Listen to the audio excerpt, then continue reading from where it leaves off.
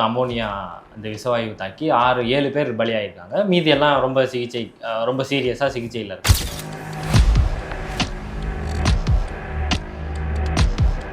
அறுபது பேருக்கு மேலே அட்மிட் பண்ணப்பட்டிருக்காங்க. இன்னைக்கு காலையில் 7 பேர் வரைக்கும் இறந்துருந்ததை பார்த்தேன். டிவி கட்சிக்காரங்களுக்கு முதல்ல எந்த ஒரு புரிதலும் கிடையாது. மக்களோட வலிகளோ துக்கங்களோ சோகங்களோ எதுவுமே புரிதல் கிடையாது. அப்பயும் இங்கே ஒரு பீஸு பியர் போய் தட்டிக்கிட்டி பாருங்கய்யா. கருணாநிதி வாழ்கன்னு சொல்லி கேள்விப்பட்டிருக்கீங்களா? இது முன்னாடி ஸ்டாலின் வாழ்க இல்லை ஜெயலலிதா வாழ்க, எதுக்கு அதெல்லாம் சொன்னது இல்லையே? அது மனசுலையே இப்பயே விதைக்கிறீங்க. போராளி யாரு நடிகன் யாருன்னு தெரியத்த இல்லையா குழந்தைங்களுக்கு? சீமான ஒரு ஆள் மட்டும்தான் தமிழ்நாட்டில் கார்பரேட்டுக்கு எதிராக இருக்கிறாரு. சீமானை மட்டும் தான் வளர விட மாட்டாங்க. இப்போ இந்த மக்கள் மேலேயும் மண்ணு மேலேயும் அக்கறையோடு இருக்கிற சீமானை புறக்கணிக்கிறாங்க.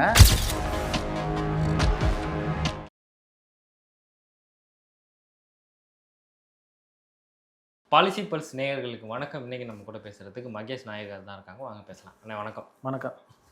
இன்னைக்கு பல்வேறு செய்திகள் இருக்கு. ஒன்று, அமோனியா அந்த விஷவாயு தாக்கி 7 பேர் பலியாயிருக்காங்க. மீதி எல்லாம் ரொம்ப சீரியஸாக சிகிச்சையில் இருக்காங்க. இது நிர்வாகத்தின் தோல்வி அப்படின்னு எடுத்துக்க முடியுமா, இல்லை இது நடந்துருச்சு, இதை நாங்கள் கட்டுக்குள்ளே கொண்டு வந்திருக்கோம் அப்படின்ற மாதிரி சொல்கிறாங்களா அமைச்சர்மார்கள்? இதை எப்படி பார்க்குறீங்க? இல்லை, அதான் இது நிர்வாக தோல்வின்னும் சொல்லலாம். அதே போல் இது எதனால் இந்த நிர்வாக தோல்வி ஏற்பட்டதுன்றதை கண்டுபிடிச்சி அது தக்க நடவடிக்கை எடுக்கணும். 60 பேருக்கு மேலே ஏன்னா இப்போ அட்மிட் பண்ணப்பட்டிருக்காங்க தனியார் மருத்துவமனையில். 7 பேர் இறந்துருக்காங்கன்னு நினைக்கிறேன். இன்னைக்கு காலையில் 7 பேர் வரைக்கும் இறந்துருந்ததை பார்த்தேன். அதான் நடவடிக்கை எடுக்கணும். அது எப்படி இது பண்ணுறதுன்னு தெரில. அமைச்சருங்க சொல்கிறாங்க, பார்க்கணும். அது இனிமேல் நடக்க போகிறது தான் பார்த்து தான் சொல்லணும். இப்போது சென்னை எடுத்துக்கிட்டோம்னா அப்படின்னா, ஒரு திருவள்ளூர், அப்புறம் நம்ம மணலி, இப்படி போயிட்டோம்னா அந்த மக்களும் அந்த ஃபேக்ட்ரிகளுக்குள்ளேயே வாழ்கிற மாதிரியான சூழ்நிலை தான் இருக்குது. இப்போ எண்ணூர் எடுத்தோம்னா, எண்ணூர் போகும்போதே நமக்கு ஒரு மாதிரி பயமாகவே இருக்கும். ஃபுல்லாக ஃபேக்ட்ரி இருக்கும், நெருப்பு எரிஞ்சிட்டு இருக்கும் அந்த குழாயிலேருந்து. இந்த மாதிரி இருக்கும்போது இதை நம்ம சரி பண்ணணும்ல. இப்போ ஃபேக்ட்ரியிலேருந்து மக்களுக்கான வசிப்பிடம்ன்றதை டிஸ்டன்ஸ் பண்ணணும் தானே. அது இல்லாமல் இந்த ஃபேக்ட்ரியெல்லாம் மக்கள் வாழ்கிற பகுதிகளுக்கு மத்தியிலேயே வச்சுக்கிறது ஆபத்து தானே. ஆபத்து தான். வரத்துக்கு முன்னாடியே அதை தடுத்துருக்கணும். இப்போ எல்லாமே இருக்குது. இப்போ மக்களை வெளியேற்றுறதா இல்லை கம்பெனியில் வெளியேற்றுறதா தெரியல. இப்போ 5000 ஏக்கர் பரந்துரை விமானத்துக்காக எடுக்கிறதா சொன்னாங்க. இப்போ அதை தொழிற்சாலையாக மாற்ற போகிறேன்னாங்க. இப்போ அதை தொழிற்சாலையாக மாற்றினா இதெல்லாம் எடுத்துகிட்டு போவாங்களா? இல்லை அப்படி அதை மாற்றினாலும் 5000 ஏக்கர்னு சொல்கிறாங்கல்ல, அந்த 5000 ஏக்கரில் பல ஊர்கள் போகுது, பல கிராமங்கள் போகுது, பல 1000 1500 வருஷம் வாழ்ந்த கோயில்கள் போகுது. அப்படிலாம் இருக்குது. இப்போ கம்பெனிகள் அங்கே வந்துருச்சு. இப்போ இன்றைக்கி நேற்று 15 வருஷமாக இருக்குது. 10 வருஷம் 15 வருஷமாக எல்லா கம்பெனிகளும் இருக்குது. அது எப்படி மறுசீரமைப்பு பண்ணி எப்படி கம்பெனிகளை மாற்றுறதா, இல்லை மக்கள் அங்கேருந்து குடிமாற்றுறதா, நம்மளுக்கு எது புரிதல் இல்லை. இப்போ அதை சரி பண்ணல இந்த அரசாங்கம். சரி பண்ணணும். இப்போ திருப்பியும் அமோனியான்னு ஒரு விஷயமே தாக்கிடுச்சு. இப்போ திருப்பி நம்ம பரந்தூர்லையுமே சிப்காட் கொண்டு வரோம். அங்கே இருந்தும் தொழிற்சாலைகள் கழிவு வரும், அதுக்கான விஷவாயுகள் வரும். அதுக்கு நிலங்கள் நிறைய தரிசு நிலங்கள் இருக்குது. நல்ல விளைச்சல் இருக்க நிலமோ இல்லை மக்கள் வாழ்கிற நிலமோ அதை எடுக்கக்கூடாதுன்னு தான் நம்ம பார்வையாக இருக்குது. இப்போ ஸ்ரீபெரும்புத்தூர் சைடில் எடுத்தாங்க. அது முழுக்க ஒரு பகுதியே பார்த்தீங்கன்னா கிராமங்கள் இல்லாத ஒரு பகுதியாக தான் இருந்தது. ஆனால் எல்லாமே விவசாயம் பண்ணிட்டு இருந்த இடம் தான். அதெல்லாம் ஏக்கர் கணக்கில் விவசாயம் பண்ணிட்டு இருந்தாங்க. அது அப்படியே அவங்களே கம்பெனியாக மாற்றினாங்க. அவங்களே குடோன்கள் எல்லாமே சொந்த ஓனர்களே சில பேர் குடோன் கட்டினாங்க. அதுக்கப்புறம் அது இண்டஸ்ட்ரியல் ஏரியா மாற்றினாங்க. அது ஓரளவுக்கு சரியான ஒரு பாதையாக போச்சு. அதுபோல் கம்பெனிகள் வைக்கும் போது ஊருக்கு பாதிப்பு இல்லாமல், பழமையான விஷயங்களுக்கு பாதிப்பு இல்லாமல், கோயில்களுக்கு பாதிப்பு இல்லாமல் நிறைய தரிசு நிலங்கள் இருக்கிற இடத்துல பகுதியில் பார்த்து வைக்கணும். ஆற்றோர படுகையில் நிலம், விவசாய நிலம், மக்கள் குடியிருப்பு பகுதியில், அந்த பகுதியில் வைக்காமல் எவ்வளோ நிலங்கள் இருக்குது அந்த மாதிரி நிலங்களை பார்த்து வைக்கலாம். இதே திருவள்ளூர் மாவட்டத்தில் நிறைய நிலங்கள் அந்த மாதிரி நிலங்கள் இருக்குது. இப்போ நேற்று அமோனியா விஷவாயு தாக்கி மக்கள் ஒரு துயர சம்பவத்தில் இருக்காங்க. ஆனால் இந்த தாவேக்காவினர் கவர்மெண்ட் ஸ்கூலில் விஜய் பற்றி பாட்டு போட்டு டான்ஸ் ஆடுறது, அந்த ஹெட் மாஸ்டரே அதை ஆதரிக்கிறாங்க. இல்லை, அவங்களுக்கு ஹெட் மாஸ்டரை விடுங்க, டிவிக்கு இந்த கட்சிக்காரங்களுக்கு முதல்ல எந்த ஒரு புரிதலும் கிடையாது. மக்களோட வலிகளோ துக்கங்களோ சோகங்களோ எதுவுமே புரிதல் கிடையாது. அவங்க விஜய்ன்ற ஒரு பிம்பம், அதை படம் நடித்து ஒரு 69 படம் நடித்தார், வந்தார். மக்கள் செல்வாக்கு இருக்குது. அந்த செல்வாக்கை வச்சு ஒரு மிகப்பெரிய ஒரு கூட்டத்தை உருவாக்குனாங்க. ஒரு நெரட்டிவ் ஒன்று செட் பண்ணாங்க. அவர் பாருங்க 200 கோடியை விட்டுட்டு வராரு. அவர் வந்து அவரோட சொகுசு வாழ்க்கையை விட்டுட்டு வராரு. சொகுசு வாழ்க்கையை விட்டுட்டு அவர் வந்து அடிமட்ட மக்களுக்காக வந்து வேலை செய்யறதுக்கு வரல. அவர் முதலமைச்சரா வரப்போறாரு. படத்தின் நாயகனா இருந்தாரு. இன்னைக்கு தமிழ்நாட்டின் நாயகனா வந்திருக்காரு. அவர் வந்து உயர்ந்து இருக்காரு இப்போ. அவர் வந்து இதை விட்டுட்டு இறங்கி போல. இதை விட்டுட்டு இதுக்கு மேல போயிருக்காரு. 200 கோடியை சம்பாதிச்சிட்டு இருந்தாரு. இன்னைக்கு லட்சம் கோடியில கையாளுறாரு. தமிழ்நாட்டோட ஆண்டினோட வருமானம் வந்து 13 லட்சம் கோடியிலேருந்து 18 லட்சம் கோடி வருமானம் இருக்கு. அந்த 18 அந்த அத்தனை லட்சம் கோடியை வந்து ஹேண்டில் பண்ற இடத்துல இருக்காரு இப்போ. அவர் எதுவுமே இழக்கல. அவருக்கு வந்து பெட்டரா கொடுத்துருக்கீங்க. வெறும் ரசிகர் கூட்டம். இப்போ அது என்ன பண்றாங்க? இந்த அமௌன பிரச்சனை இருக்கட்டும். ஏன் இப்போ இந்த 4 நாளைக்கு முன்னாடி வந்து பாலியல் குற்றச்சாட்டுகள் நடந்தது. போக்சோ வழக்கில் 13 பேருக்கு மேலே கைது பண்ணப்பட்டிருக்காங்க. அதில் ஒரு பையன் வந்து சின்ன பையன், அவனுக்கும் வந்து பாலியல் சீண்டல் நடந்துருக்கு இங்கே சென்னை சுற்று அளவிலேயே. இதெல்லாம் அவங்களுக்கு எதுவுமே புரியாது. ஆனால் இதே விஜய் அப்போது அந்த காலகட்டத்தில் ஸ்டாலின் அங்கிள் கேட்குதா அங்கிள், இந்த கதறல் கேட்குதா, ஒரு பொண்ணு தனியாக டாய்லெட் கூட போக முடியல, இந்த நாட்டில் சுதந்திரம் இருக்கா, அந்த பொண்ணோட உயிரை உங்களால் திருப்பி தர முடியுமா, சொல்லுங்க அங்கிள் அப்படின்னாரு. இன்றைக்கி நான் கேட்குறேன், விஜய் அங்கிள் உங்களுக்கு கேட்குதா, ஏன் இப்படியே உட்காந்துருக்கீங்க, கொஞ்சம் எதனா வாய் திறந்து பேசுங்க அப்படின்னு நம்ம சொல்கிறோம். அவர் பாருங்க, சட்டசபையில் வந்து ஏதாவது ஒரு கேள்வி கேட்குறாங்கன்னா, எதிர்த்த சைட்லேருந்து ஒரு கேள்வி கேட்குறாங்கன்னா, ஒரு அட்லியை பற்றி பேசுகிறாரு. உங்களுக்கு தான் வந்து நாட்டு நடப்பு தான் தெரியாதுன்னு வச்சுக்கோங்களேன். நாட்டு நடப்பு ஒன்றும் தெரியாது, நிலம்னா தெரியாது, நீர்னா தெரியாது, காற்றுனா தெரியாது, மழைனா தெரியாது, ஆகனா தெரியாது, ஒன்றும் தெரியாது. நீங்கள் வந்துட்டீங்க, சிஎம் ஆகிட்டீங்க. உங்களை பற்றி உங்கள் படத்தை பற்றி தான் பேசுகிறாரு. அட்லின்னு ஒருத்தர் இருக்காரு, நம்ம முதலமைச்சர் நெருங்கிமானது தான். அப்போ எல்லா படத்தையும் கலப்பையாக போட்டு ஒரு கலப்பு படமாக ஒன்று எடுப்பாருன்னு சொல்லிட்டு அவர் ஒன்று சொல்கிறாரு. அதுக்கு எழுந்து நீங்களாச்சும் பதில் சொல்லலாம். அதுக்கும் ராஜ்மோகன் தான் பதில் சொல்கிறாரு. ஏன் நீங்கள் ஆவேசமாக பேசுனீங்களே, தூர சக்தி, தீய சக்தி, தூர சக்தி, தோர சக்தி, ஓர சக்தி, எதோ நம்மளுக்கு புரியல. அதெல்லாம் கூகுளில் போட்டெல்லாம் வரல. அதுக்கு என்ன பொருள்னு தெரில. அவர் வாய்க்கு வந்து ஏதோ ஒன்று அங்கே போய் வசனம் வீரவசனம் பேசுகிறார்ல, இங்கே வந்தால் ஏன் இப்படியே உட்காந்துருக்காரு? அட்லியை பற்றி தானே பேசுகிறாரு. ஏன்னு சொல்லுங்க. ஏங்க நான் வந்து படம் நடித்தேன், ஏன் உங்கள் ஸ்டாலின் படம் நடிக்கலையா? ஒரே ரத்தமா ஏதோ ஒரு படம் நடிச்சார் ஸ்டாலின், ஒரே ரத்தமும் ஏதோ அதை போல் ஏதோ ஒரு 2 படம் நடிச்சிருக்காரு, நாடகங்கள் நடிச்சிருக்காரு. ஏன் நீங்கள் என்ன படம் நடிக்கலையா? இல்லை இது முன்னாள் முதலமைச்சர் ஜெயலலிதா அம்மா அவங்க வந்து படம் நடிச்சது இல்லையா? உதயநிதி படம் நடிச்சது இல்லையா? ஏங்க என்ன மட்டும் படம் நடிச்சது கிண்டல் பண்ணிருக்கீங்க? இங்கே இருக்கவங்க எல்லாருமே படம் நடிச்சது தான் பாதி பேர் வந்திருக்கோம் அப்படின்னு சொல்லிட்டு நீ பதில் அதுக்காச்சும் கூட எழுந்து முட்டு கொடுத்துட்டு அங்கே ஒருத்தர் பேசிட்டு இருக்காரு, ராஜ்மோகன். அவர் பேசிட்டு இருக்காரு. அவர் வந்து முதல்ல வந்து படம் நடிச்சாரு. அதுக்கப்புறமா அதை விட்டுட்டு மக்கள் சேவைக்காக, மக்களுக்காக போராடுறதுக்காக அவர் இன்னைக்கு முதலமைச்சரா கம்மியா ப்ரொமோட் ஆகி வந்திருக்காரு. அப்ப நாயகனா சூப்பர் ஸ்டாரா இருந்தாரு, இப்ப ப்ரொமோட் ஆகி முதலமைச்சரா வந்திருக்காரு. அது எப்படி நம்ம எடுத்துக்கிறதுன்னு தெரியல. அது புகழாரமா சொல்லிட்டு இருக்காரு. அப்பயும் இங்க ஒரு பீஸ் இப்படியே இருக்கு. என்ன அது, போய் தட்டிக்கிட்டி பாருங்கய்யா, ஏதாவது மூச்சு காத்து வருதா இல்லையான்ட்டு. எதுவுமே பேசாம உட்காந்துருக்கு அப்படின்ற மாதிரி இருக்கு. இப்படிதான் நடந்துட்டு இருக்கு.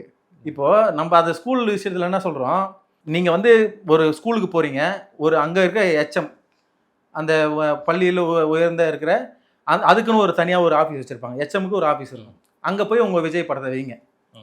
அங்கே வந்து முன்னாள் முதலமைச்சர் படம் இருந்து தான் தெரியாது. இதுக்கு முன்னாடி ஒரு கவர்மெண்ட் ஸ்கூலு, அங்கே கவர்மெண்ட் ஸ்கூலில் நீங்கள் வந்து எப்படி வந்து ரேஷன் கார்டில் வைக்கிறீங்களோ, எப்படி விவோ ஆஃபீஸு, தாசில்தார் ஆஃபீஸு, இந்த மாதிரி ஆஃபீஸுங்களில் போய் வைக்கிறீங்களோ, அது போல் வந்து நீங்கள் ஒரு எச்எம் ரூமில் போய் வச்சுருங்க. ஸ்கூலில் பிரச்சனை இல்லை.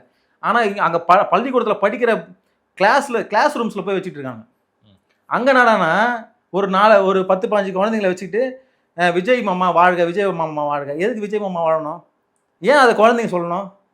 இதுக்கு முன்னாடி கருணாநிதி வாழ்கன்னு சொல்லி கேள்விப்பட்டிருக்கீங்களா? இதுக்கு முன்னாடி ஸ்டாலின் வாழ்க, இல்லை ஜெயலலிதா வாழ்க, எதுக்கு அதெல்லாம் சொன்னது இல்லையே. ஸ்கூல் குழந்தைங்க ஸ்கூல் வாழ்கன்னு சொல்லுவாங்க. ஆப்பிரிக்காவில் சொல்லுவாங்க. ஆப்பிரிக்காவில் அவங்க பணம் கொடுத்து சொல்ல வைப்பாங்க. அது நீங்கள் உங்கள் பேர் சொல்லி கூட சொல்ல வைக்கலாம். அது எதுவும் $32 என்னமோ தான் கொடுத்தா சொல்லிடுவாங்க. அது பிரச்சனை இல்லை. ஸ்கூலில் இருக்க குழந்தைங்கள்கிட்ட ஏன் விதைக்கிறீங்க? அங்கே பிரபாகரன் வாழ்கன்னு ஒரு குழந்தை சொல்லணுமே, அது மனசுல ஏன் இப்பயே விதைக்கிறீங்க? போராளி யாரு, நடிகன் யாருன்னு தெரியத்த இல்லையா குழந்தைங்களுக்கு? இப்போ ஏற்கனவே 1,75,00,000 முட்டாள்கள் இந்த நாட்டில் வாழ்கிறாங்க. அவங்க வந்து ஓட்டு போட்டிருக்காங்க. அவங்களுக்கு வந்து பிரபாகரனா என்னன்னு தெரியாது, தமிழரசனா என்னன்னு தெரியாது, கலிங்கர் பெருமாள்லாம் என்னன்னு தெரியாது, எதுவுமே தெரியாது. போராளிகளை தெரியாது. ஆனால் படத்தில் ஒரு 4 பேர் அடிப்பார். தெரி படத்தில் தான் அந்த பொண்ணு வந்து ரேப் பண்ணவர் வந்து மினிஸ்டர் பையனாக இருந்தாலும் அது அது அண்ணன் விஜய் குமார் கூட இருக்கலாம்னு அப்போ சொல்லுவார், வீரரசெல்லாம் பேசுவார். அப்புறம் இங்கே ஏதாவது கருப்பளிப்பாக இருந்து இப்போ முதலமைச்சராக இருக்கும்போது மூடிட்டு பிஹேவ் பண்ணிருப்பார். அவ்வளோதான். அதுக்கப்புறம் கோயிலை காப்பாற்றுறதுக்கு வருவார். அது என்ன படம்? மெர்சல். அப்போ தான் அந்த கோயிலை அளவெடுத்து தான் இருப்பாங்க. அதுக்குள்ளே தளபதிக்கு நியூஸ் போயிடும், சட்டையே போடாத வந்துடுவார் சண்டை போடுறதுக்கு. ஆனால் இங்கே நாட்டில் நடக்கிற பிரச்சனைக்கு ஒன்றும் பண்ண மாட்டார். இதே எதிர்கட்சியாக இருக்கும்போது எதிரில் இருக்கும்போது திமுக ஆட்சியில் இருக்கும்போது கத்துன்னு கத்துனார். அங்கிள் கேட்குதா அங்கிள், செய்யுங்க அங்கிள், பண்ணுங்க அங்கிள். இப்போ வந்து அமைதியாக உட்காந்துருக்காரு. எதுவுமே இப்போ இவரு காதில் எதுவுமே கேட்கல. நாட்டில் எவ்வளோ விஷயம் நடக்குது, எதுவுமே கேட்கல. எதுக்குமே இவரு பதில் கொடுக்க மாட்டாரு. ஆதவர்ஜனை இருந்து பதில் கொடுக்குறாரு. இவர் துறை சம்மந்தப்பட்ட கேள்வி எழுப்பினா கூட சட்டத்துறையை பற்றி கேட்டால், சட்டம் ஒழுங்கு பிரச்சனை பற்றி கேட்டால் ஆதவர்ஜனை இருந்து பதில் சொல்லிட்டு இருக்காரு. அப்பயும் அங்கே ஒரு பிசி இப்படியே இருக்கு. ஆனால் பதில் சொல்ல வேண்டியது அவர் தான். அவருக்கு இல்லை தானே இருக்குது துறை. அவங்க சட்டசபையில் பார்த்தா ஒரே ஒன்று அட்லியை பற்றி நீங்கள் இந்த 3 நாள் நடக்குது, இது 3வது நாள். இந்த 3 நாளில் ஒரு நாள் ஃபுல்லாக அந்த மேகதாதுவான அது முக்கியமான விஷயம், அது எல்லா கட்சிகளும் சேர்ந்து தீர்மானம் போடுறது, அது நடந்ததா? அன்றைக்கி விஜய் தப்பிச்சிட்டாருன்னா இது கேள்வி விடை இல்லை. ஆமாம், தப்பிச்சிட்டாரா அன்றைக்கி. அதுக்கப்புறம் வந்து இன்னொரு நாள் வந்து முழுக்க உதயநிதி வந்து ஸ்கோர் பண்ணிட்டு போயிட்டார் ஃபர்ஸ்ட் நாள். அதுதான் முதல் நாள் நடந்தது. உதயநிதி வந்தார். அன்றைக்கி அவர் சூப்பர் ஸ்டார் ஆகிட்டார் சட்டசபையில். எல்லாம் போட்டு நல்லா விஜய் போட்டு கலாய்ச்சி அமைச்சிட்டாரு. அதுக்கப்புறம் வீட்டுக்கு போயிட்டு தான் ஞாபகம் வருது, ஐயோ இவர் என்ன இவ்வளோ பேசியிருக்காரா, நம்மளுக்கு அங்கே உட்காந்துருக்கும் போது நம்ம பிரம்மையில் எங்கேயோ யோசிச்சுட்டு இருந்தோமே, ஒன்றுமே புரியலையே, நம்மளுக்கு ஸ்கிரிப்டே எவனும் தரமாட்டானே உடனே அப்படின்னு சொல்லிட்டு வீட்டுக்கு போயிட்டு எழுதி போடுறாரு ட்விட்டரில். அவ்வளோதான் அவருக்கு அறிவு. எழுதி போட்டார் முதல் நாள். 2வது நாள் வந்து மேகதாது ஆனால் அந்த பிரச்சனையே போச்சு. இன்றைக்கி 3வது நாள் வந்திருக்காரு. இன்றைக்கி வந்துட்டு பிறந்த நாளுன்றதுனால இன்றைக்கி யாரும் அடிக்க மாட்டான்னு சொல்லிட்டு தைரியமாக வந்து உட்காந்துருக்காரு. ஆனால் என்ன நடக்குது போதுன்னு தெரியல. இனிமேல் பார்க்க தான் தெரியும். ஒன்று அட்லி கதை ஓடுது, அப்படி இல்லைன்னா ஒருத்தர் இப்படி கிண்டல் பண்ணிட்டு இருக்காரு வாயை வச்சுட்டு. அது மீம் டெம்ப்ளேட்டாக ஓடிட்டு இருக்கு. சட்டசபையில் என்ன நடக்குதுன்னே தெரியல. கேள்வி விடையே இல்லை, சும்மா கிண்டல் கேள்வி தான் ஓடிட்டு இருக்கு. ராகிங் பண்ணிருக்காங்க. ராகிங் பண்ணிட்டு இருக்காங்க உட்காந்துட்டு. இங்கே எடப்பாடி பேசிட்டு இருக்காரு, அங்கே ஒருத்தர் கூப்பிட்டு காட்டிட்டு இருக்காங்க பாரு. இப்படி பண்ணி ஜாலியாக கிண்டல் பண்ணிட்டு இருக்காங்க. அந்த நிலைமையில தான் போயிட்டு இருக்கு சட்டசபை. இப்போ புதுசாக காலேஜுக்குள்ள பசங்க வந்தானுங்கன்னா என்ன பண்ணுவாங்களோ அதை தான் சட்டசபையில் இருக்காங்க. புதுசாக வந்த முதலமைச்சரை வச்சு ராக்கிங் பண்ணிட்டு இருக்காங்க. இதில் வேற வந்து விஜய் மூஞ்ச வந்து படமாக வரைஞ்சி அங்கேயும் குழந்தைங்க வெயிலில் காத்து கிடந்து, அது ஏதோ ட்ரோன் ஷாட். பார்த்தீங்கன்னா ட்ரோன் ஷாட்டில் எதுக்கு கவர்மெண்ட் ஸ்கூலில் படிக்கிற குழந்தைங்க உன் மூஞ்ச நாங்கள் வரைஞ்சி வைக்கிறதுக்கு நாங்கள் வெயிலில் காத்துக்கிடணுமா? என் வீட்டு பிள்ளைங்கள அதுதான் ஸ்கூலுக்கு அனுப்புகிறோமா? கொஞ்சமாச்சும் அறிவு தேவையில்ல. இதெல்லாம் வந்து நாளைக்கு நம்மளுக்கு ஏற்கனவே நிறைய பிரச்சனை இருக்குது. இதில் இந்த மாதிரி வேலைலாம் பண்ணோன்னா நாளைக்கு வந்து சும்மா இருக்க மாட்டாங்க. இப்போ அங்கே படிக்கிற பள்ளியில் படிக்கிற எல்லாருமே உங்கள் கட்சிக்கு ஓட்டு போட்ட குழந்தைங்க தாங்க இருக்காங்களா? அங்கே திமுக காரன் இல்லையா, அதிமுக காரன் இல்லையா, பாமக காரன் இல்லையா, என்டிகே இல்லையா? அவங்க குழந்தைலாம் உனக்காக ஏன் வந்து நிற்கணும்? நீ ஏன் இப்பயே அதை புகுத்துறேன்னு கேட்குறேன். குழந்தைங்கிட்ட போயிட்டு ஸ்கூலில் இது வெட்ட வழியாக தைரியமாக நீ பண்ணுற. இந்த டிவிகே கட்சிக்காரங்க வந்து ஸ்கூல் உள்ள குழந்தைங்கிட்ட வந்து ஏதாவது பண்ணால் அவங்க மேலே ஒன்று வழக்கு போடணும், அவங்கள வந்து சிறையில் தள்ளணும். ஏன்னா சின்ன குழந்தைங்களே இந்த இன்ஃப்ளூயன்ஸ் பண்ணக்கூடாது. சரி, இப்போ இதை யாரு கண்டிக்கணும்னு நினைக்கிறீங்க? கண்டிக்கிற இடத்துல யாரும் இல்லை, நம்ம விமர்சனம் பண்ணுறதுல தான் இருக்கோம். கண்டிக்கிற இடத்துலன்னா நம்ம சொன்னால் முதல்ல புரிஞ்சாதானே. அதை கண்டிக்கணும்னா ராஜ்மோகன் தான் கண்டிக்கணும். ஆமாம், ராஜ்மோகன் துதி பாடலில் தான் இருக்காரு. ஆமாம், அவர் எப்படி கண்டிப்பார்? கண்டிக்க மாட்டார். அவர் வந்து ராஜ்மோகனும் பொதுப்பணித்துறை அமைச்சர் இவர் ஆதவர்ஜனாவும் 2 பேரும் சேர்ந்து விஜயை காப்பாற்றுறதுலேயே தான் இருக்காங்க. விஜய் புகழாரம் பாடணும், ஏன்னா விஜய் வச்சு தான் இவங்களுக்கெல்லாம் பொழப்பு போடுது. அது ஒரு முகம், அவ்வளோதான். அது ஒரு பிம்பம். அதை வச்சு மக்கள் சக்தி இருக்குது, ஓட்டு போட்டுருவாங்க. அங்கே யார் நிற்காச்சும் ஓட்டு போடுவாங்க, ஒரு பண்ணி நாய் நிற்காச்சோட ஓட்டு போட்டுருவாங்க, அவ்வளோதான். வேற எதுவும் தத்துவமும் கிடையாது. அங்கே யார் எம்எல்ஏன்னு தெரியாது. ஒன்றும் இல்லை, எனக்கே தெரிஞ்ச ஒரு ஃப்ரெண்டு இருக்காங்க, அவங்க தொகுதியில் வேட்பாளர் தெரில. இப்போ நேற்று பேசிகிட்டு இருக்கும்போது அவ்வளோ வசனம் பேசிட்டு இருந்தாங்க விஜயை பற்றி, அவ்வளோ பேசிட்டு இருந்தாங்க. அப்புறமா கொஞ்ச நேரம் கழிச்சு என்னன்னா அவங்க ஒரு டெம்ப்ளேட் மாதிரி வச்சுருக்காங்க. அப்படி நம்ம ஓவராக ஏதாவது பேசிட்டோன்னா கதறது நாங்கள் இல்லை, இன்னைக்கு நீங்கள் தான் கரண்ட் இல்லாமல் கதர்ந்து இருக்கீங்க, ஓட்டு போட்டோம் அப்படின்னு சொல்லிட்டு பைக்கில் எடுத்து ஊராக சுற்றுறது. இன்னைக்கு நீ தான் கதர்ந்து இருக்கீங்க, நாங்கள் மக்கள் வந்து யாரும் கதறல, எங்களுக்கு தான் ஏற்கனவே தெரியுமே இது இந்த ஆட்சி சரிப்பட்டு வராது, இது ஓட்டு போட்டால் வேலை சரிப்பட்டு வராதுன்னு சொல்லிட்டு தானே நாங்கள் எதிரணியில் இருக்கிறவங்க தானே அது பெரும்பான்மையாக இருக்கோம். நீங்கள் வெறும் ரசிகர் கூட்டம், எது பண்ணாலும் அதை வந்து முட்டு கொடுக்குறது, அண்டு கொடுக்குறது. இன்னைக்கு என்ன தப்பு நடந்தாலும் அதை வந்து சரி கட்ட மாதிரி ஒன்று அமைதியாக போயிடுது, ஒன்று தப்புன்னு தெரியுது, தப்புன்னு தெரிஞ்சாலும் எதுவும் பேசாம போயிருது. ஆனா அது பார்க்கும்போது நம்மளுக்கு பாவமா இருக்கு, அவங்கள ஓட்டு போட்டவங்கள பார்க்கும்போது பேச முடியல, நம்ம கிட்ட பேச முடியல. இது ரொம்ப பெரிய தப்பா இருக்கு. விஜயையும் கண்டிக்க முடியல. ஏன்னா நம்மளுக்கு பிடிச்ச ஒரு பெரிய நடிகர், அவர் ஓட்டு போட்டு இன்னைக்கு தலைவர் ஆகிட்டோம். அதனால அவரையும் திட்ட முடியல. ஆனா இப்ப நம்மளுக்கு கேள்வி வருது, அந்த நேரத்துல ஒரு 4 நாள் போயிருது. அவங்க நிஜமாலே அறியாமையில தான் இருக்காங்க, ஒண்ணுமே புரியல. விஜய் வந்து வந்தா நல்லது செஞ்சிருவாரு. அறியாமையில இருக்க மாதிரி தெரியலையே. அண்ணனுக்கு இன்னும் நியூஸ் போகல, அண்ணனுக்கு போயிடுச்சுன்னா சரி பண்றாரு அப்படின்னு சொல்றாங்க. அண்ணனுக்கு சட்டசபையில் நடக்கிறதே எதிரெதிரில் கேள்விக்கே புரியலையே, அப்புறம் எங்க நியூஸ் போறது இருக்கு? நியூஸ் போட மட்டும் புரிஞ்சிருமா? எதிரில் உதயநிதி உட்காந்து முதல் நாள் உட்காந்து கலாச்சிட்டு இருக்காரு 25 நிமிஷமா. அதுவே புரியாம அன்னைக்கு எழுந்து பதில் கொடுக்கல. நீ ஒன்றும் இல்லை, முதல் முறையா வந்து அதாவது வந்து அதுக்கு முன்னாடி எம்எல்ஏ ஜெயிச்சிருக்காரு விஜயகாந்த் அவர்கள். முதல் முறையா சட்டசபையின் எதிர்கட்சி தலைவராக வராரு. அன்னைக்கு திமுக எதிர்கட்சி அந்தஸ்து போகுது. விவாதங்கள் எப்படி இருக்கும்? ஜெயலலிதா அம்மா அன்னைக்கு முதலமைச்சர், விஜயகாந்த் கேட்குற கேள்விக்கு நேரடியாக ஜெயலலிதா இருந்து பதில் சொல்லுவாங்க.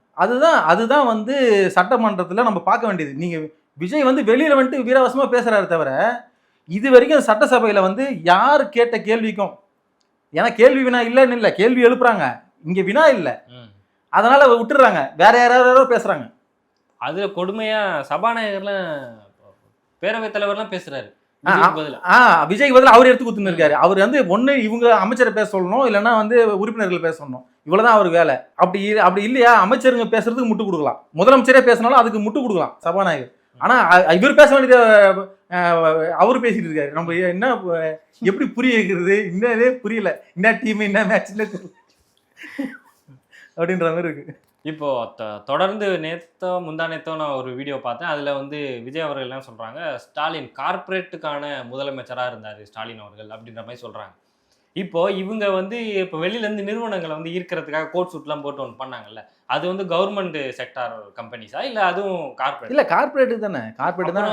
அப்புறம் ஒரு நபரை எப்படி நீங்க கார்பரேட்னு சொல்ல முடியும்? நீங்க அதே தானே பண்ண போறீங்க. கார்பரேட்டோட முதலாளிக்கு அடிமையா இருக்கிறவங்க மட்டும் தான் ஆட்சி அமைக்க முடியும். இல்லைன்னா சீமான் தான் ஆட்சி அமைச்சிருக்கணும். சீமான ஒரு ஆள் மட்டும் தான் தமிழ்நாட்டில் கார்பரேட்டுக்கு எதிராக இருக்கிறாரு. சீமானை மட்டும் தான் வளர விட மாட்டாங்க. கார்பரேட் நிறுவனமாக இருக்கட்டும், கார்பரேட் நிறுவனமாக இருக்கிற ஊடகங்களாக இருக்கட்டும், சீமானை வளர்த்து விடாதது காரணம், இங்கே தமிழ்நாட்டிலேயே ஒருத்தர் வந்து கார்பரேட்டுக்கு எதிராக இருக்காருன்னா அது சீமான் தான். தனிச்சு நிற்கிறதுல சொல்கிறேன். அப்படி இல்லைன்னா அன்புமணி, ஒரு அண்ணன் வேல்முருகன்லாம் இருக்காங்க, மண்ணுக்காக போராடுற போராளிகள்லாம் இருக்காங்க. ஆனால் சீமான் அண்ணன் தான் வந்து உணர்வுபூர்வமாக போராடுற ஒரு மனிதனாக இருக்கிறாரு. அதே போல் வந்து அதை வந்து தனிச்சு நின்று அதை சாதிச்சுட்டே இருக்காரு. தன்னோட வாக்கு வங்கி இன்னைக்கு கம்மியாக இருக்கலாம், ஆனால் வந்து அதை தனிச்சு நின்று உறுதியோடு நின்று, ஏன்னா போட்டு காட்டுறாரு. ஒரு இந்த வாட்டி இந்த தேர்தல் இதுலலாம் பார்த்தீங்கன்னா என்னென்ன பிரச்சனை வரும், தண்ணியால் என்ன பிரச்சனை நடக்குது, ஒரு கம்பெனி வந்து கழிவு நீரை எப்படி வெளியேற்றுறான், ஒன்றும் இல்லை, இந்த ஒரு சீலிங் வரைக்கும் இந்த ஹால் பெருசு ஹைட்டுக்கு வெறும் நுரை மட்டும் வருது. ஒரு கம்பெனியால் திறந்து விடப்பட்ட ஒரு ஆள் உயரத்துக்கு வந்து நுரையா வருது. இதெல்லாம் காட்டுறாரு, மக்களுக்கு புரியல. இது போய் நிலத்துல விழுந்தா நஞ்சாயிடும், இது போட ஈத்தேன் இந்த பிரச்சனை வருது. அதெல்லாம் போராடினது அன்புமணியும் அன்னைக்கு வந்து சீமானந்தன் தான் வந்து கடுமையாக போராடினாங்க.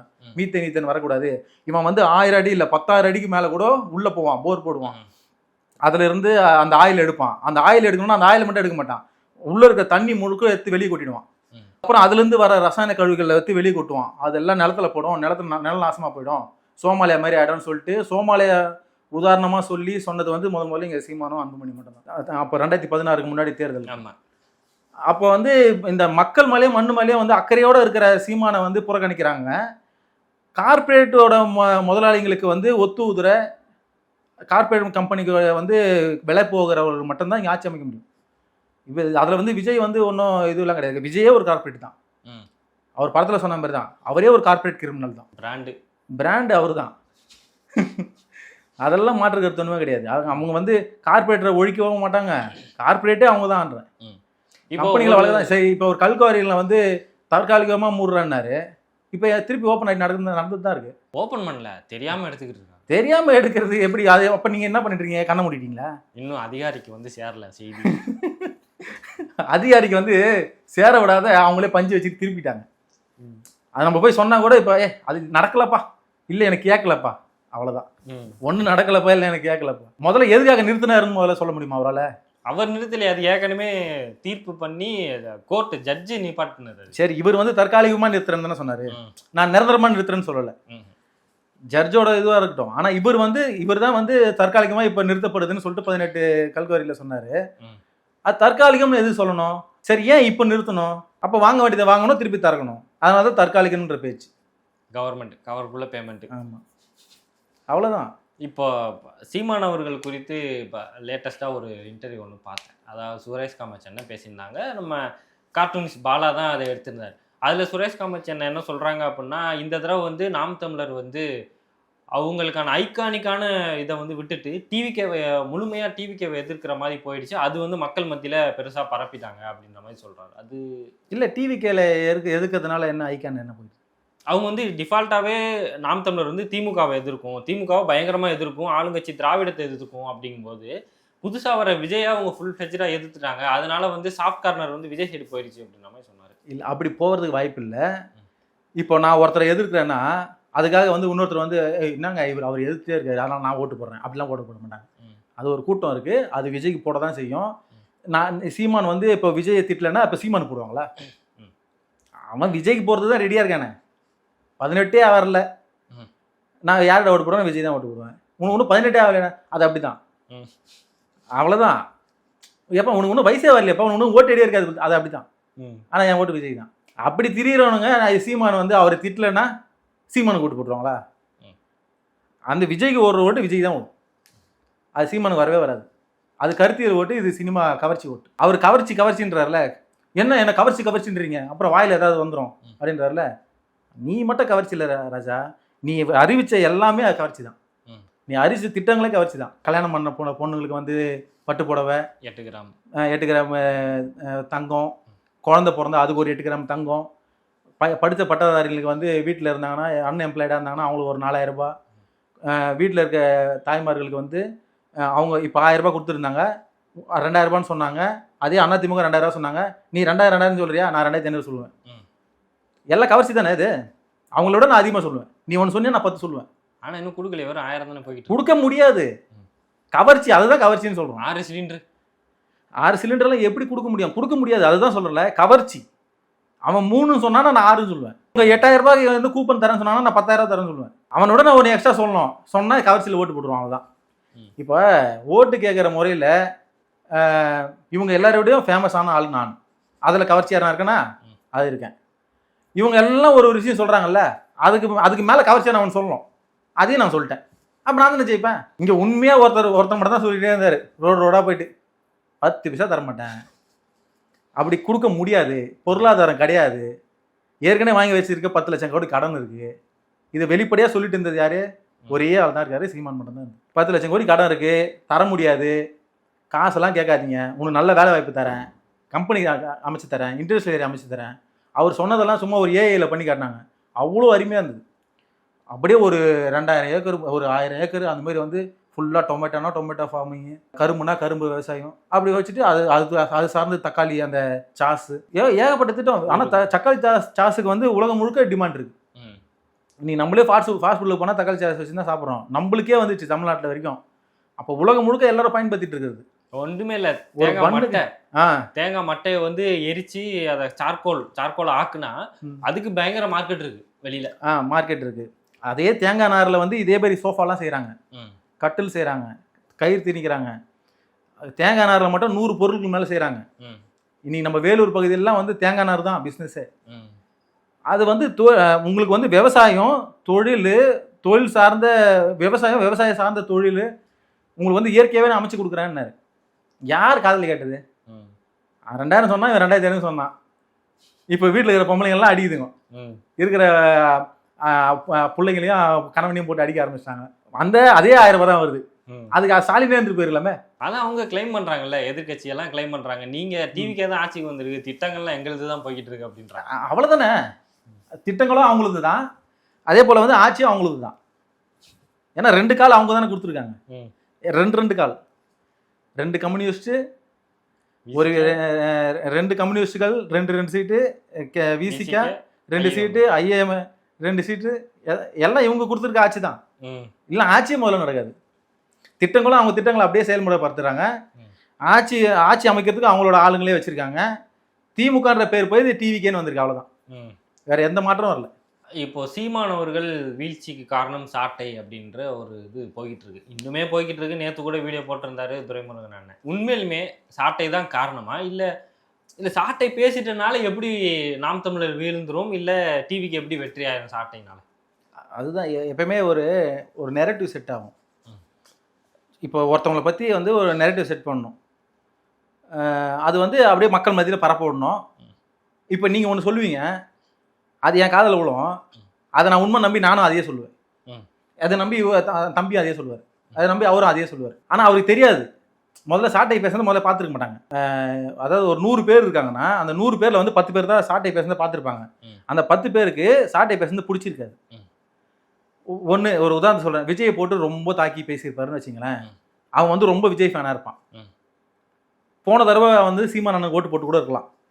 யாரும் அதை 10 பேர் வந்து போன தடவை சீமானனுக்கு ஓட்டு போட்டுருக்கலாம், அப்பயும் சாட்டை பேசியிருப்பார், அந்த பேச்சுக்கள் பிடிச்சிருக்கும். இப்போ எனக்கு மனம் பிடிச்சவர் ஒருத்தரை வந்து திட்டுறாரு, அதனால எனக்கு சாட்டை இப்போ பிடிக்கல. நான் அதில் அந்த அந்த 10 பேர் பார்த்துருப்பான், 100 பேர் விட்டுருங்க, மிச்சம் இருக்க 90 பேர் விட்டுருங்க, அந்த 10 பேர் பார்த்துருப்பான். அந்த 10 பேருக்கு வந்து சாட்டை வந்து இப்போ குறிப்பிட்டு விஜயை தாக்குறது வந்து பிடிக்காம இருக்கும்.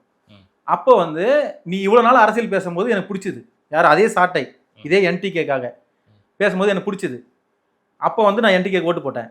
இன்னைக்கு வந்து எனக்கு பிடிச்ச ஒருத்தர் இருக்காரு, அவர் நான் ஓட்டு போடலான்னு முடிவு பண்ணிட்டேன்.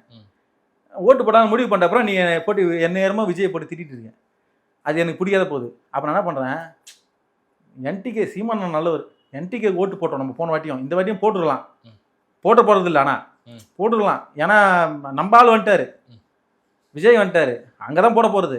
ஆனால் இருந்தாலும் சாட்டை இல்லைன்னா விஜய் நாங்கள் ஓட்டு விட்டுருவோம். சாட்டையால் தான் வந்து விஜய் ஓட்டு விடல, அது யார் அவரோட மனசில் இருக்கிறது, பப்ளிக் கிடையாது. அது அவரோட மனசில் வந்து எனக்கு பிடிச்சவரை வந்து இன்னைக்கு அரசியலுக்கு வந்துட்டாரு, அவரை போட்டு திட்டுறாரு, நான் எப்படியும் ஓட்டு இங்கே போட போகிறது இல்லை, நாங்கள் தான் போட போகிறேன். ஆனால் இதை சும்மா பறிப்பு விடுவோம், விஜய் சீமான் நல்லவர், சாட்டையால் தான் அவர் கேட்டு போகிறாரு. ஆனால் இதே அந்த 10 வருஷத்துக்கு முன்னாடி சாட்டை பேசுறதை இவன் பார்த்து ரசிச்சிருப்பான். இவனே போன வாட்டி ஓட்டு போடும்போது சாட்டை பேசுறதை பார்த்து தான் ஓட்டு போட்டிருப்பான்.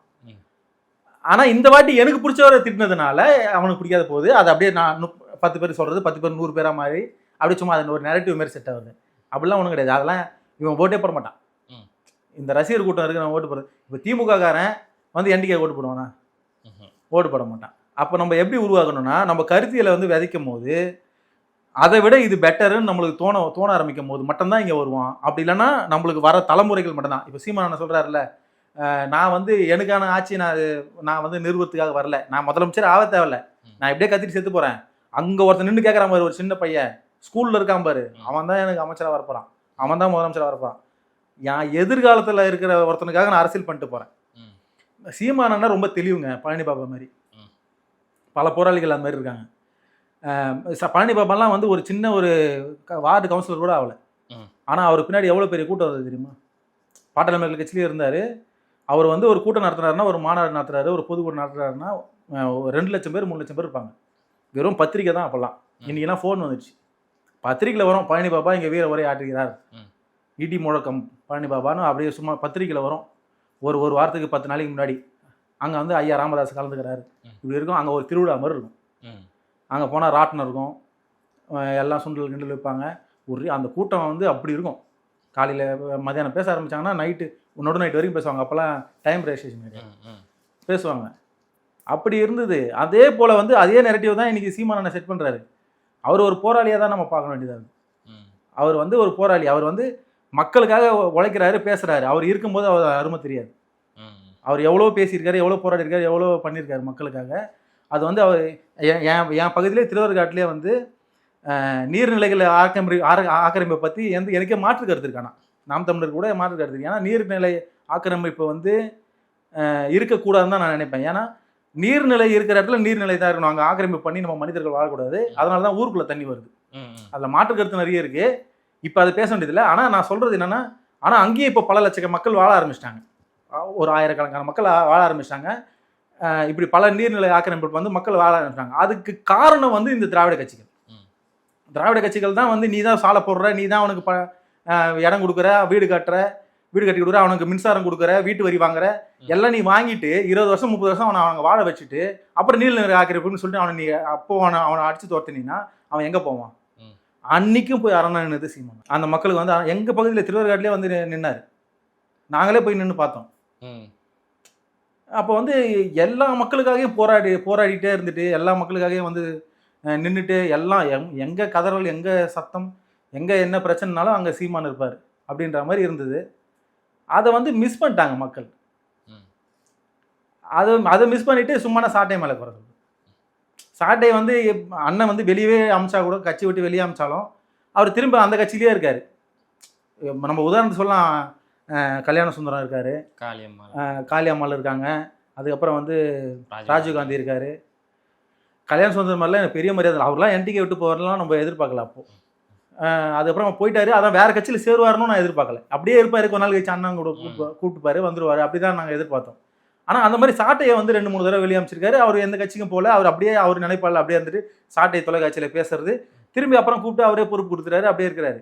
அது பிடிக்காம சில பேர் பேசுறது. ரெண்டாவது வந்து அதான் இந்த சொன்னல, விஜயை வந்து பிடிச்சவங்க வந்து இன்னைக்கு அவர் சாட்டையை ரொம்ப தாக்குறதுனால அதை ஒரு நெரட்டிவாக செட் பண்ணுறாங்க. சாட்டை இல்லைன்னா அண்ணன் ஜெயிச்சுட்டு இருப்பாருன்னா, சாட்டை இல்லைன்னா நீ போட்டு போட்டுறோன்னா இப்போ நாளைக்கு அப்புறம் வெளியே அமைச்சிட வேண்டியதான்.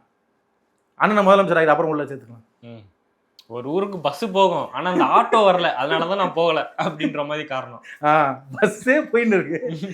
நீ ஓட்டு போறன்னா அண்ணனை பார்த்து போட்டு போய. நீ ஏன் கட்சியில் இருக்கவங்க 10 பேர் யாராவது யாராவது பேசிட்டு போவாங்க, அதெல்லாம் பார்த்து ஓட்டு போடுவானா? உன் தொகுதியில எவன் வேட்பாளர் இருக்கிறத ஓட்டு போட்ட நீ எல்லாம் பேசலாமா? இந்த சாட்டை இதாலதான் வந்து அண்ணன் ஜெயிக்கலன்னு சொல்றவங்களாம் நான் ஒத்துக்கவே மாட்டேன். ஏன்னா அவன் இப்ப எங்க ஆவடி தொகுதியில் நின்னவர் யாருன்னு அவனுக்கும் தெரியாது. டிவி கேட்க வேலை செஞ்சு என் மச்சான்லாம் இருக்கான், இப்ப வேலை செஞ்சு ஓட்டு வாங்கி கொடுத்துட்டு எல்லாம் மாமா அவர் இந்த ஊரே இல்லையாமே அப்படின்றான். சரியா போச்சு. இப்போ பல பேருக்கு யாருக்குமே தெரியல. இப்ப கரண்ட் வரல அப்படின்னு சொல்லி இவர் நம்ம ஜெயக்குமார் அவர்கள் வந்து ட்வீட் போட்டிருந்தாரு. கரண்ட் வரலன்னு சொல்லி ஒரு பையன் வந்து மக்கள் போய் கேட்டிருக்காங்க, நாங்க எம்எல்ஏ பார்க்கணும்னு சொல்லி. ஒரு பையன் சொல்லியிருக்கான், இது மாதிரி எம்எல்ஏ வந்து ஊர்ல இல்ல வெளியூர் போயிருக்காரு அப்படின்னு. பார்த்தா அவர் தான் எம்எல்ஏவா, சொன்னவர் தான் எம்எல்ஏவா. அந்த மாதிரி தான் நடக்குது. அப்படி இருக்கு. விஜய்ன்ற ஒரு ஆள் அவ்வளவுதான். இப்போ திருச்சி கிழக்கோ இல்ல வந்து பெரம்பூரோ, ரெண்டுத்துல ஏதோ ஒன்றுல வந்து ராஜினாமா பண்ண போறாரு. 2 மக்களுக்கு தெரியுமா தெரியாதா? முதல்ல 2 தொகுதியில ஏன் நிக்கிறோம்னு சொல்லிட்டு கேள்வியே கேட்கல. அங்கேயே விஜய் இங்கேயே விஜய். அவர் சொன்னார் பாருங்க, திருச்சி மதுரை கிழக்கு விஜய், மதுரை மேற்கு விஜய், திருப்பரங்குன்றம் விஜய். அதுல ஒருத்தன் மீம்லாம் போட்டு இருந்தான். அதெல்லாம் அவர் அப்பயே சொல்லியிருக்காரு, நமக்கு புரியல. எல்லா இடத்துல விஜய் தான், நீ விஜய் நினைச்சு ஓட்டு போட்டுரு அப்படி சொல்லி ஓட்டு போட்டதுதான். இல்லைன்னா இவங்கெல்லாம் யாருமே வந்து ஒரு வட்ட செயலாளராக இருந்து ஒரு வார்டு கவுன்சிலர் கூட ஜெயிச்சிட முடியாது. இதே திமுக எல்லாம் வட்ட செயலாளர் பதிவு வாங்குறதுக்கு அவங்க ஆண்டு கணக்கில் காத்து வந்துருக்கணும். ஆனால் டிவிக்கே வந்தவொடனே அப்படியே விஜய் கூட அப்படியே அலையோட அப்படியே அடிச்சிட்டாங்க. விஜய்ன்ற அலையை அப்படியே அடிச்சிச்சு ஜெயிச்சிட்டாங்க. இங்கே அப்படிதான் வந்து 5 நாள் 6 நாளைக்கு முன்னாடி வந்து ஆவடியில் ஒருத்தர் வந்து ஃப்ளக் பாயிண்ட்டை பிடிங்கிட்டு போகிறத வந்து வீடியோ எடுத்து வச்சுட்டு அவர் பிடிங்கிட்டு போயிட்டாரு, அதனால தான் கரண்ட் வரலன்னாங்க. ஏன்னா ஒரு வீட்டிலேருந்து பிடுங்கினானா அவன் வீட்டுக்கு மட்டும் தான் கரண்ட் வரக்கூடாது, எப்படா தெருக்கே ஊருக்கே போகுதுன்னு கேட்டால் அதுக்கு பதில் இல்லை. அந்த கரண்ட்டை பீஸ்கார பிடிச்சாங்களா கைது பண்ணாங்களான்னு தெரியல. ஒரே வீடியோ தான் வந்துச்சு, ஒரே வீடியோ. ஆனால் தமிழ்நாடு ஃபுல்லாக கரண்ட் கட்டு. எங்கள் வீட்லேயே வந்து ராத்திரி கரெக்டாக 10 மணிலேருந்து 11 மணிக்குள்ள ஒரு 20 நிமிஷத்துக்குள்ளே கட் பண்ணிடுறாங்க. காலையில் விடிய காலையில் இல்லை, அப்புறம் விடிய காலையில். அந்த நைட்டு தூங்கணுமா வேணாவா, குழந்தைகளை வச்சுட்டு நாங்கள் படுற பாடு இருக்க, வேத்து ஊற்ற வெயில் காலம் வேற. நம்ம வந்து சாதாரணமாக இருந்தால் கூட பரவாயில்ல, வெயில் காலம் வேறையா நல்ல. அதுக்கப்புறமா ஆனால் ஒரே ஒரு நல்லது ஒன்று என்னன்னா, அந்த கரண்ட் போயிட்ட அப்புறமா அந்த வேக்காடில் அப்படியே ஒரு தவிப்பு இருக்குல்ல, அதுக்கப்புறமா கரண்ட் வந்தோன்னே அப்படியே ஒரு ஏசி போட்டு உட்கார பாருங்க, அப்படி ஜம்முன்னு இருக்கு. அந்த ஒரு விஷயத்தில் விஜய் பாராட்டலாம். அப்படியே பதட்டமாகவே வச்சிருக்காப்புல.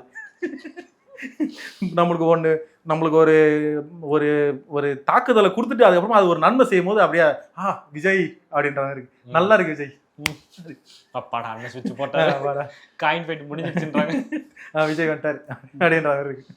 இப்போ சீமான் அவர்கள், தொடர்ந்து சீமான் அவர்களை பற்றி பேசுகிறோம். இப்போ சீமான் அவர்கள் 6 மாதம் வந்து எதுவுமே நான் ஆப்சண்ட், நான் லீவு அப்படின்றார். இது சரியான ஒரு முடிவா?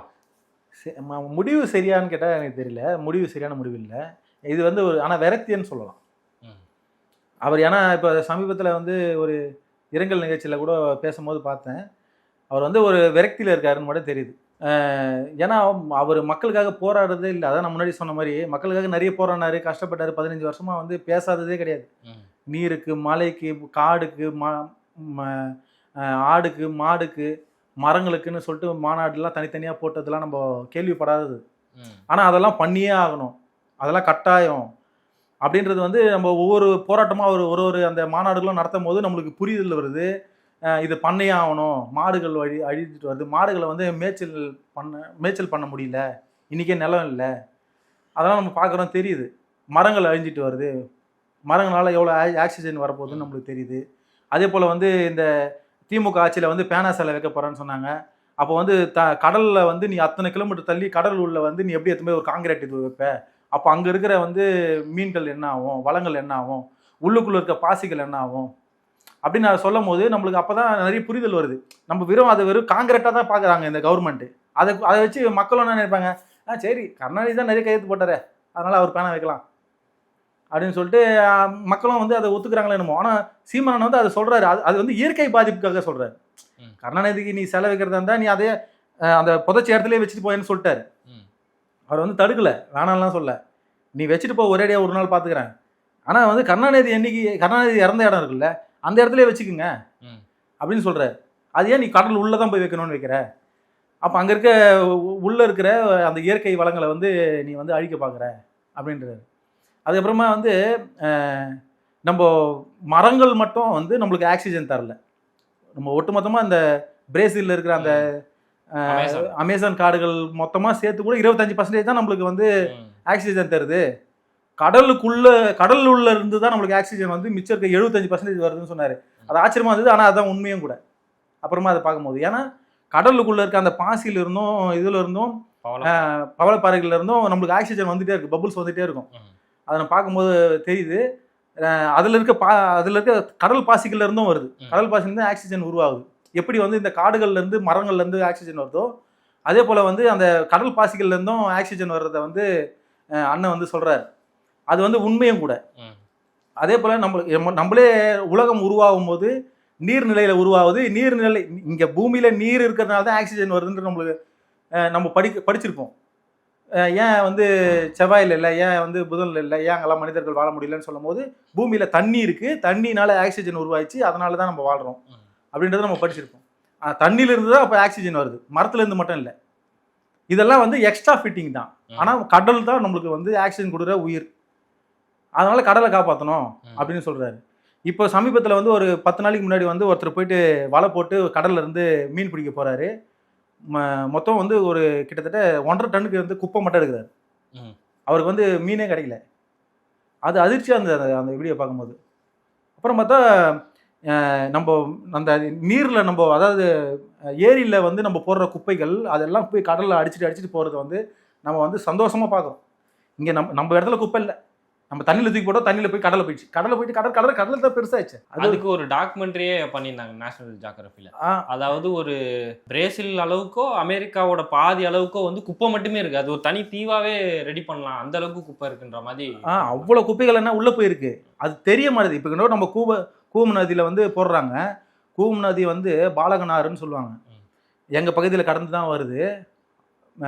அது அவ்வளோ சுத்தமான தண்ணிகள் ஓடினா ஆறு. எங்கள் தாத்தா காலத்தில் வரைக்கும், எங்கள் அப்பா காலத்தில் அங்கே மீன் பிடிச்சி சாப்பிட்ருக்காங்க. என்னோட சின்ன வயசில் வாலிப வயசில் நான் மீன் பிடிச்சி சாப்பிட்ருக்கேன். இன்றைக்கி அங்கே போய் மீனும் பிடிக்க முடியாது, எதுவும் பிடிக்க முடியாது. அங்கே முதல்ல கிட்ட போக முடியாது. அங்கே இருக்கிற நாத்தம் வந்து மலமும் சிறுநீரும் கலந்து அப்படியேப்பட்ட ஒரு நாத்தம்.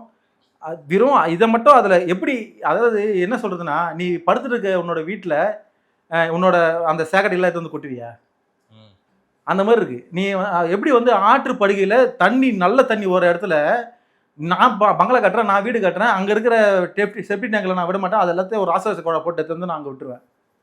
இது எப்படி இருக்குது? இதெல்லாம் ஒரு அரசியலா? அது ஒரு நல்லா ஓடிட்டு இருக்க தண்ணியில் எடுத்துகிட்டு போய்ட்டு குழா வச்சு எடுத்துன்னு வந்து இவ்வளோ பெரிய குழா, ராட்சச குழா வச்சு எடுத்துகிட்டு வந்து அங்கே விட்டுறாங்க. ஒவ்வொரு பெரிய பெரிய ஃப்ளாட்டு கட்டியிருக்க எல்லாருமே ட்ரைனேஜ் கிடையாது, எல்லாருமே குழா போட்டு எடுத்து வந்து அங்கே தான் விடுறாங்க. அது கூவம்னு அந்த நதி சொல்லும்போது இன்னும் நல்லா தான் ஓடிட்டு இருக்கு. நான் ஏரியா பேர்லாம் சொல்ல விரும்பலை, ஏன்னா இது நல்லா இருக்கு. இப்போ நம்ம ஏரியா சைடில் தான் இருக்குது அந்த நதி, கண்டினியூ வந்து அங்கே தான் ஆகுது. அங்கே இப்போ பெரிய பைபாஸ் ஒன்று கட்டிடுறாங்க, அது கீழே இன்னுமே மீன் பிடிக்கிறாங்க. இன்னுமே அந்த தொடர்ச்சி வந்து கூவம்ன்ற ஊர்லேருந்து வருது. வர வழியில் பள்ளத்தில் நல்லா இருக்கு. நம்ம குறிப்பிட்டு சொல்லணும்னா நம்ம திருவேற்காடு இந்த ஆவடி இந்த பகுதியிலேருந்து தான் கெட்டு போகுது அதிகமாக. ஆவடி கொஞ்சம் அப்படி main ல தாண்டி இருந்து போயிட்டா நல்லா அப்படியே இருக்கும். கேட்டுது. ஆவடிக்கு இந்த பக்கம் நீங்க வந்துட்டீங்கன்னா தண்ணி சூப்பரா இருக்கும். நல்லா இருக்கும். அதுவே இயற்கை சீற்றம் வருது பாருங்க, நல்ல தண்ணி மழை பெஞ்சு நல்ல தண்ணி அடிச்சு வெள்ளம் அடிச்சுன்னு போகும்போது அவ்வளோ சுத்தமா இருக்கும். ம். மொத்தமா அடிச்சுன்னு போயிடும்.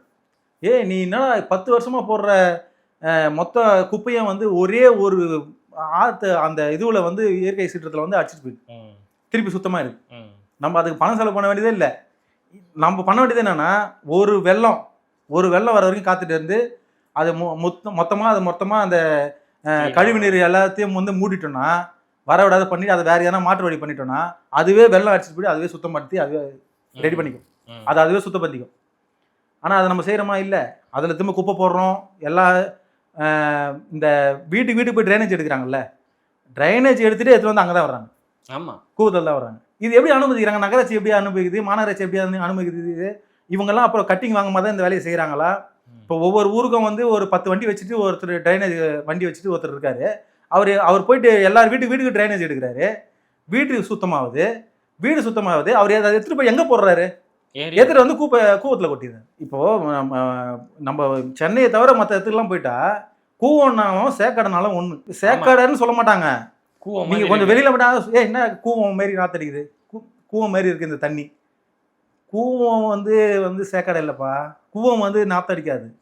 கூவம்ன்றது வந்து புண்ணிய நதி. அதை அப்படியே ஆக்கிட்டாங்க சேக்கடையா. அதனால கூவம் அது. ஏன்னா விவேக் கூட ரன் படத்துல வந்து காமெடி பண்ணியிருப்பாரு. இது வந்து கூவமா, அவரை வந்து எகிரி குச்சிருவாரு. காக்கா தோஷம் போயிடும், காக்கா தின்ன தோஷம் போயிடும்னு சொல்லிட்டு தண்ணியில குதிக்க சொல்லுவாங்க. அடப்பாவி, இது கூவமா, கூவத்துல குளிக்க வச்சேன் என்னன்னு. அது டோட்டலா தப்பு. கூவத்துல குதிக்கிறதுனால உனக்கு அது தப்பு கிடையாது. கூவத்தை அது மாதிரி பண்ண இந்த திராவிட கட்சிக்காரர்களை கேட்கணும், கூவத்தையே அப்படி பண்ணீங்கன்ட்டு. ஏன்னா தீர்த்தக்கேணின்னா என்னன்னு தெரியுமா உங்களுக்கு? தீர்த்தக்கேணின்னு சொல்லிட்டு கூவம் ஆற்று பகுதியில் கோயில்கள் இருக்கும். கோயில்களில் தீர்த்தக்கேணி இருக்கும். தீர்த்தக்கேணிலேருந்து தண்ணி எடுத்துகிட்டு போய் கோயிலில் கொடுப்பாங்க. அந்த கூவ நதியை தான் எடுத்துகிட்டு போய் கோயிலுக்கே போவோம். இதே எங்கள் திருவாரூர் கருமாரியம்மன் கோயில் தமிழ்நாட்டுக்கே தெரிஞ்ச ஃபேமஸான கோயில். அந்த கருமாரியம்மன் கோயிலுக்கு அந்த தீர்த்தக்கேணிலேருந்து தான் தண்ணி போகும். அந்த தண்ணியை வச்சு தான் அந்த அம்மா அபிஷேகம் பண்ணுவாங்க. இன்னைக்கு எதுவுமே கொடுக்க முடியாது. தீர்த்தக்கேணி இன்னைக்கு குடிக்கிற இடமா மாறிடுச்சு. இதுதான் இந்த திராவிட கட்சிகளும் இனிமேல் வரப்போகிற இப்போ ஆண்டு கொண்டு இருக்கிற கட்சிகள் இவங்கெல்லாம் செய்ய போகிறது இதுதான். உங்களுக்கு மாற்றமும் வராது, எதுவுமே வராது. வெறும் ஏமாற்றம் தான் இருக்கும். பல கேள்விகளுக்கு சிறப்பான பதில் கொடுத்தீங்க. நேரத்துக்கு பதிலுக்கும் ரொம்ப நன்றி. ரொம்ப நன்றி.